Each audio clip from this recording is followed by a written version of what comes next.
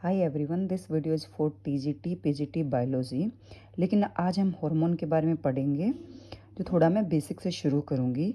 ये video TGT PGT के लिए है, लेकिन साथ ही साथ नीट 11th-12th बोर्ड और ऑल कम्पिटिटिव एग्ज़ाम के लिए हेल्पफुल रहेगी।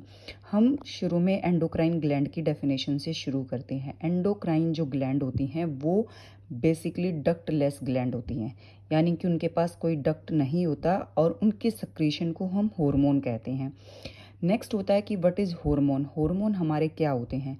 ये एक केमिकल होते हैं जो प्रोड्यूस होते हैं by the endocrine gland and release होते हैं कहाँ पे? ब्लड के अंदर, एंड ट्रांसपोर्ट होते हैं डिस्टेंटली, यानी कि जो डिस्टेंस पे लोकेटेड टारगेट ऑर्गन होते हैं वहाँ पे।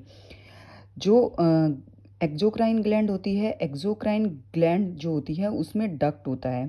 एक्सोक्राइन ग्लैंड पोर करती हैं अपने सक्रेशन को सरफेस के ऊपर और पर्टिकुलर रीजन पे by mean of duct for performing metabolic activity. Example जो होता है एक्सोक्राइन ग्लैंड का वो है sebaceous gland, sweat gland, salivary gland और इंटेस्टिनल ग्लैंड।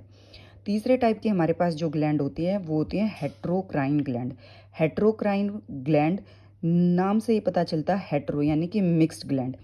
एग्जाम में एक क्वेश्चन पूछा जाता है, इवन सीटेट में भी पूछा जाता है, स्टेट में भी पूछा जाता है, कई बार टीजीटी पीजीटी में बहुत बेसिक क्वेश्चन पूछ लिया जाता है, जहाँ पे पूछा जाता है कि कौन सी ग्लैंड है जो हेट्रोक्राइन ग्लैंड है। तो हेट्रोक्राइन ग्लैंड वो है पेनक्रियाज, यानी कि एक्सोक्राइन और एंडोक्राइन ग्लैंड जब मिक्स होती हैं तो उसको हम पेनक्रियाज बोलते हैं।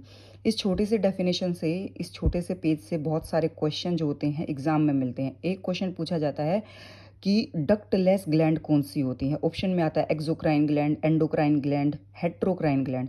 तो डक्टलेस ग्लैंड जो होती हैं वो एंडोक्राइन ग्लैंड होती हैं, और एंडोक्राइन ग्लैंड जो होती हैं वो डायरेक्ट अपना स्क्रीशन जो होती हैं ब्लड में स्क्रीट कर देती हैं और ट्रांसपोर्ट किया जाता है किसी भी टारगेट ऑर्गन के ऊपर। तो जो एंडोक्राइन ग्लैंड होती हैं वो कई प्रकार की होती हैं, जैसे कि एंडोक्राइन ग्लैंड जो है हाइपोथैलेमस ग्लैंड होती हैं, पिट्यूटरी ग्लैंड होती है, पीनियल होती है, थायराइड होती है, पैराथायराइड होती है, थाइमस होती है, एंड गोनेड्स। गोनेड्स से हम समझ जाते हैं कि टेस्टिस इन मेल और ओवरी इन फीमेल में होती है। हम थोड़ा सा यहाँ पे हाइपोथैलेमस के बारे में भी पढ़ लेते हैं। हाइपोथैलेमस क्या होता है? ये मास्टर ग्लैंड होती है, हमारे ब्रेन में मास्टर ग्लैंड होती है हाइपोथैलेमस। हाइपोथैलेमस जो है it contains several group of neuro secretory cell called nuclei which produce hormone.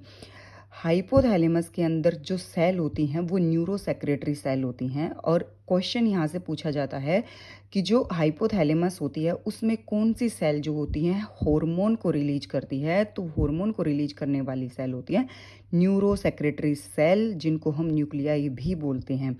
दूसरा क्वेश्चन आता है कि जो हाइपोथैलेमस होती है वो कौन से टाइप के हार्मोन को रिलीज करती है। ये रिलीजिंग हार्मोन भी होते हैं और ये इनहिबिटिंग हार्मोन भी होते हैं। ये क्या होता है? ये हार्मोन हाइपोथैलेमस से रिलीज होते हैं और पिट्यूटरी ग्लैंड पर पहुंच जाते हैं। कैसे? By circulatory system, and regulate the hormone secretory by anterior and middle lobe of pituitary. मैं ये आपको आगे समझाऊंगी कि एंटीरियर लोब और मिडल लोब ऑफ पिट्यूटरी क्या है। The posterior pituitary undergo direct neural regulation of hypothalamus. एक क्वेश्चन आता है कि जो पोस्टीरियर पिट्यूटरी है उस पे पोस्टीरियर पिट्यूटरी जो होती है वो कैसे फंक्शन करती है। तो वो under the direct neural regulation जो हाइपोथैलेमस का है उससे काम करती है। मैं इसको अच्छे से डिटेल में आने वाले जो वीडियोस होंगी उसमें आपको एक्सप्लेन करके बताऊंगी।